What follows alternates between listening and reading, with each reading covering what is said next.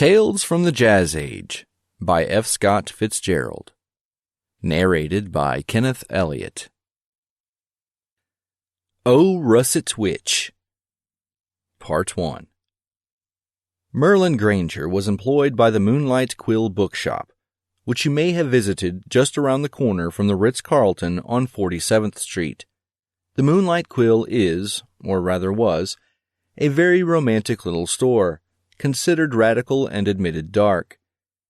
It was spotted interiorly with red and orange posters of breathless, exotic intent, and lit no less by the shiny reflecting bindings of special editions than by the great squat lamp of crimson satin light, lighted through all the day, swung overhead. It was truly a mellow bookshop. The words Moonlight Quill were worked over the door in a sort of serpentine embroidery. The windows seemed almost full of something that had passed the literary censors with little to spare. Volumes with covers of deep orange which offer their titles on little white paper squares. And over all there was the smell of the musk, which the clever, inscrutable Mr. Moonlight Quill ordered to be sprinkled about, the smell half of a curiosity shop in Dickens' London, and half of a coffee-house on the warm shores of the Bosphorus. From 9 until 5:30, Merlin Granger asked bored old ladies in black and young men with dark circles under their eyes if they cared for this fellow or were interested in first editions. Did they buy novels with Arabs on the cover, or books which gave Shakespeare's newest sonnets as dictated physically to Miss Sutton of South Dakota? He sniffed. As a matter of fact, his own taste ran to these latter, but as an employee at the Moonlight Quill, he assumed for the working day the attitude of a disillusioned connoisseur. After he had crawled over the window display to pull down the front shade at 5:30 every afternoon, and said goodbye to the mysterious Mr. Moonlight Quill and the lady clerk, Miss McCracken, and the lady stenographer, Miss Masters, he went home to the girl Caroline. He did not eat supper with Caroline. It is unbelievable that Caroline would have considered eating off his bureau with the collar buttons dangerously near the cottage cheese and the ends of Merlin's necktie just missing his glass of milk.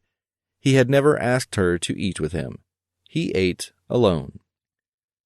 He went into Bragdort's Delicatessen on 6th Avenue and bought a box of crackers, a tube of anchovy paste, and some oranges, or else a little jar of sausages and some potato salad and a bottled soft drink, and with these in a brown package he went to his room at 50-something West 58th Street and ate his supper and saw Caroline. Caroline was a very young and gay person who lived with some older lady and was possibly 19. She was like a ghost in that she never existed until evening. She sprang into life when the lights went on in her apartment at about 6, and she disappeared at the latest about midnight. Her apartment was a nice one, in a nice building with a white stone front, opposite the south side of Central Park. The back of her apartment faced the single window of the single room occupied by the single Mr. Granger. He called her Caroline because there was a picture that looked like her on the jacket of a book of that name down at the Moonlight Quill.